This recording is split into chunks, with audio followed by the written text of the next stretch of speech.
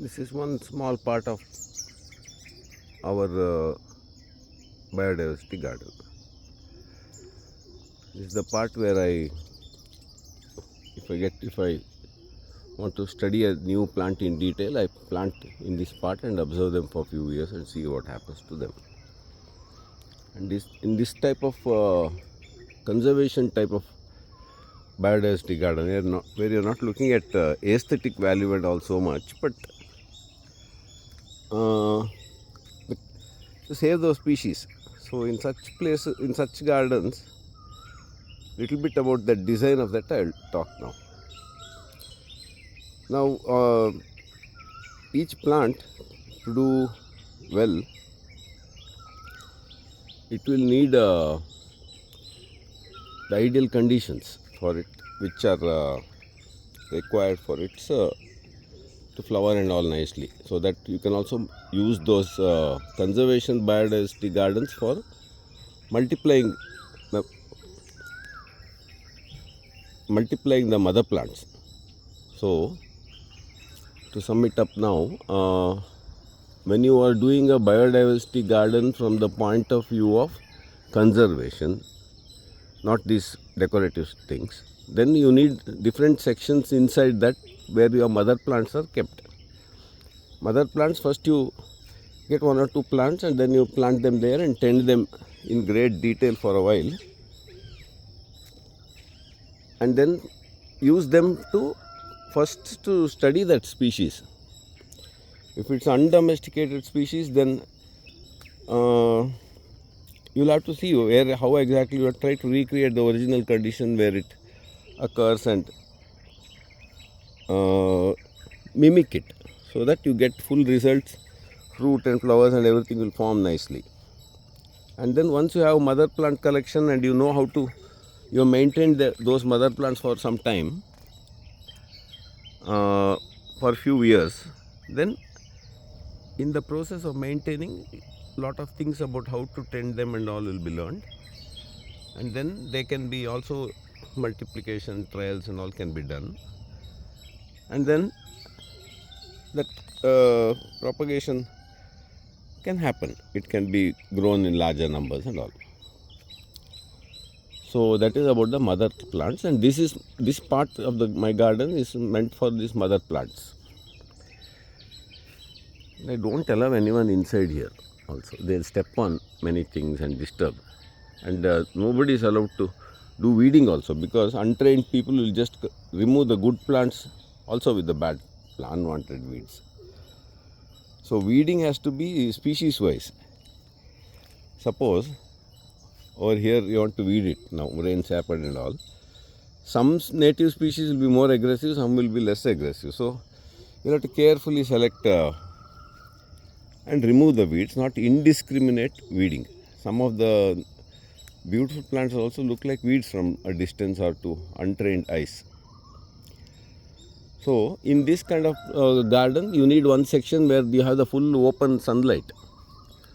So the east is this side in this garden, and so the whole day sun goes over this part, and it's a sunny and little bit sandy soil. And then there's the next section where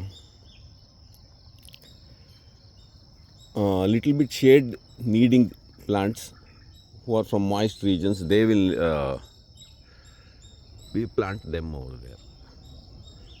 So this section what I just showed now, like I'm going one round so that some general idea at least can be gathered from the video. So here it is about I think some less than quarter acre, that much space, and all the sun loving plants. And if you want to see whether a particular plant will do well in sunlight as well as in shade, you can plant it in this section and see what happens. Here I got quite a few, some 50 species are there. And then the next section adjacent to this is meant for more shade loving type of moist, delicate plants. So here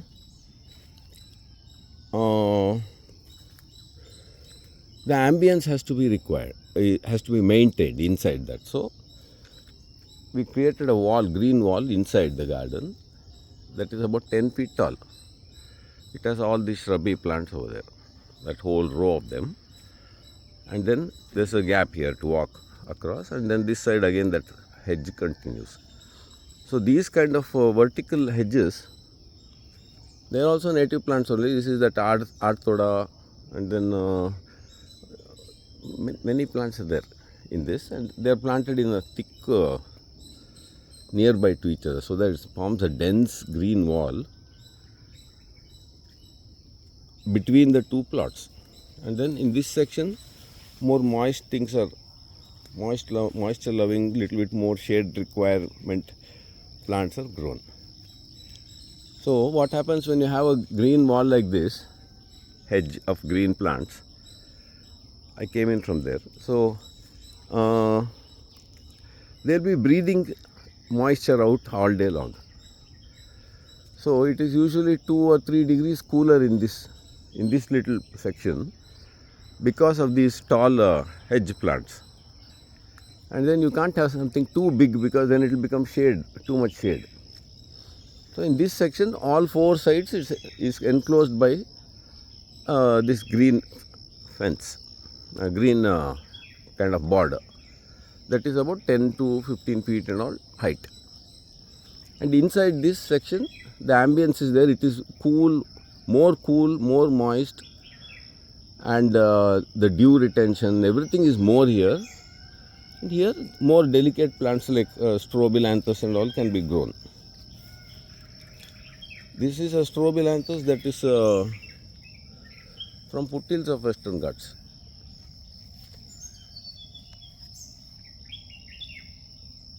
I got a whole bed of them, and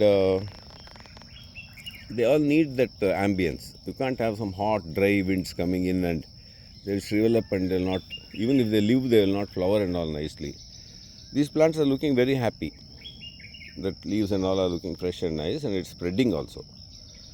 I got 1 or 2 plants in the beginning and it has become such a big patch now. So that one, and then other plants are there which need that good ambience to do well. So creating that micro environment inside the farm, for that you need green demarcation areas should be green living boundaries, and they reduce the temperature by about 2 to 3 degrees from outside that enclosed area, and increase the humidity by 10 to 20%. So and this idea can be mimicked inside gardens also. So if you have smaller space, if you have more vertical space like this, now in this section we got hibiscus, some orange, some climbers are there, that Conemorpha fragrance and all I planted, and then Arthoda vasa, and then this one. That hibiscus is very important for these green hedges because it's evergreen and you'll go on seeing some flowers, support some birds and all. So all 4 sides you have about 10-inch high plants. Inside that ambience is maintained. So any garden needs these, so that inside your property or inside your garden, the vertical space is created, and so it becomes like a multi-story building where it's breathing in cool air and oxygen and maintain the ambient temperature. And also it provides home for many insects and food for those insects are eaten by birds. So it's part of the overall plan of a organic garden. You have these multi-species, tough local variety of shrubby plants on the borders. Inside you can do your thing, your cultivated part. That saves from high humidity, and the plants will look healthy. Like here, I just put 2 twigs of that Assistaceae gangeticum. It has flowered so nicely.